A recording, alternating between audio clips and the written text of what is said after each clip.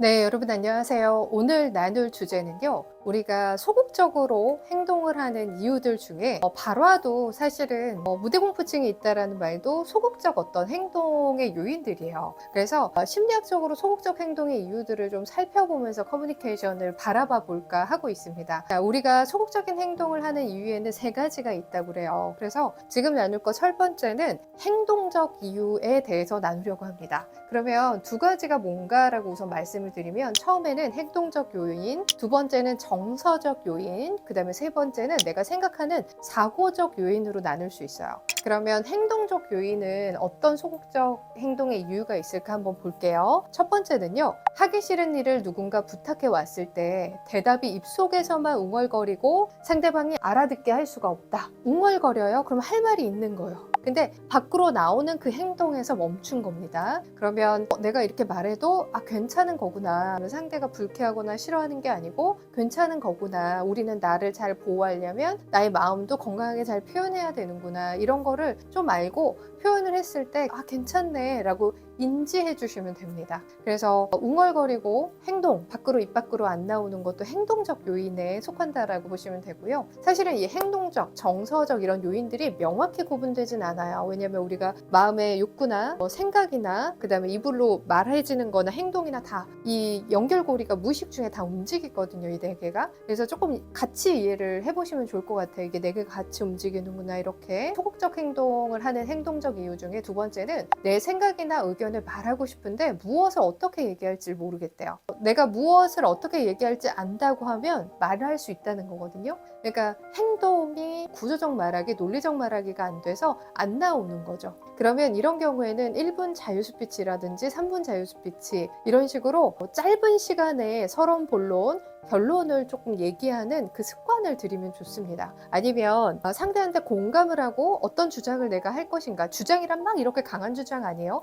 그래, 네가 그때 슬펐겠구나, 근데 내가 볼 때는 그 상황에서 막 이렇게 내가 공감을 먼저 해주고 내 의견을 어떤 느낌을 말해주는 거, 이런 것도 사실 구조적 말하기, 공감하기 어떤 방법입니다. 그 다음에 오프닝, 우리가 일반인들에게는 특별한 오프닝 하지 말라고 해요. 그냥 평범하고 친근한 오프닝 하세요 라고 말씀드리거든요. 그리고 나 위주로 얘기하지 말고 티키타카, 질문으로 오프닝을 좀 시작해보면 굉장히 자연스럽습니다. 아이 컨택도 자연스러워질 겁니다, 이렇게 얘기를 드리거든요. 그래서 사실은 어떻게 말해야 할지는 논리적인 말하기 혹은 구조적 말하기를 좀 연습하시면 훨씬 편해집니다. 그래서 어떤 주제가 주어졌을 때 걔를 빠르게 요점화하는 싱킹 프로세스를 좀 짧게 해주는 거예요. 그래서 내가 주관식으로 논리적으로 얘기할 수 있는 거죠. 그래서 이렇게 내 생각이나 의견이 말하고 싶은데 내 욕구는 이미 있는데 무엇을 어떻게 얘기할지 몰라서 말이 안 떨어져요. 그럼 이것도 행동적 요인의 하나로 봅니다. 그 다음에 자기 표현적 행동을 할 기회가 있어 연습을 해보고 싶어도 어떻게 하는 것이 보다 효과적인지 모른다. 이거는 이번하고도 비슷한 거예요. 무엇을 어떻게 표현할지 모른다, 혹은 어떻게 효과적으로 표현해야 될지 모른다. 어떤 분은 연구실 다니는 분에 이런 거 있어요. 거절을 왜 이렇게 못하세요? 라고 말할 때 상대와의 관계가 틀어질까 봐요, 이러거든요. 그러면 이것도 사실은 의식적인 부분도 있어요. 사고적 이유이기도 해요. 아직 우리가 행동적 이유만 얘기하는데 3번에 사고적 이유 있거든요. 그 부분에 해당하기도 하는데, 이렇게 심리적이거나 행동적 모든 요인들이 상대한테 어떤 소극적 행동을 상대에게 보이도록 한다는 거죠. 내가 이 사람에게 더 효과적으로 표현하는지도 알고 계시다면, 어떤 게 있어요? 거절할 때도 웃으면서 약간 죄송해요, 제가 시간이 안 되는데 어쩌죠? 다음에 우리 꼭 시간 잡을까요? 이렇게. 그러면 이렇게 말하시는 분도 있어요.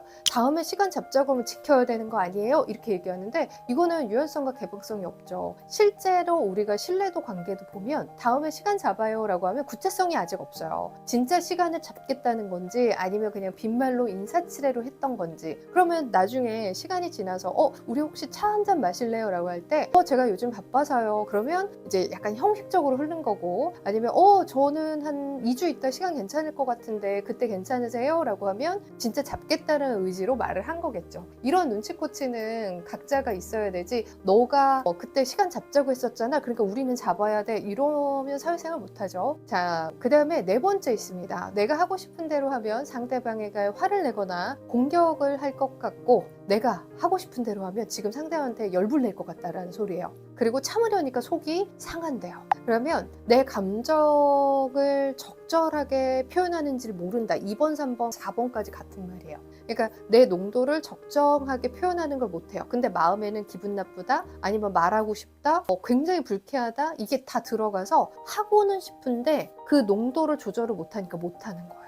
이것도 행동적 요인이 안 된다라고도 보여져요. 왜냐하면 표현하는 방법, 무엇에 집중할지, 어떤 농도로 표현하면 좋은지, 거절을 할 때도 약간 웃으면서 발성이나 태도를 잘 지키면 거절도 얼마든지 유연하고 예의 바르게 할 수 있다는 거를 안 느껴봤기 때문에, 안 배워봤기 때문에 못하는 거라고 보여집니다. 자, 소극적 행동 요인의 1번 행동적 이유에 대해서 오늘 알아봤고요. 제가 2부 편에서 이제 정서적 이유를 한번 다뤄보도록 하겠습니다. 2부에서 만나 뵐게요.